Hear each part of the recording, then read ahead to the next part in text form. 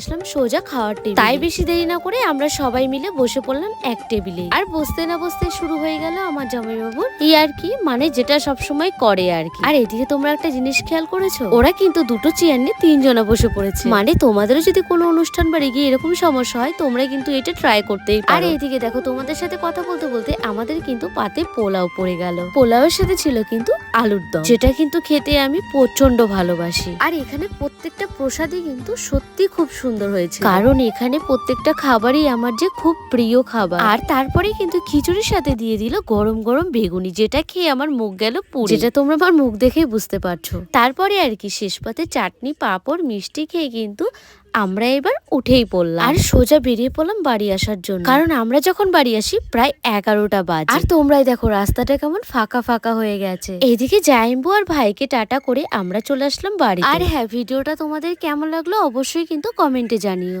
দেখা হবে আবার পরে অন্য কোনো ভিডিওতে। এখন চলো বাই।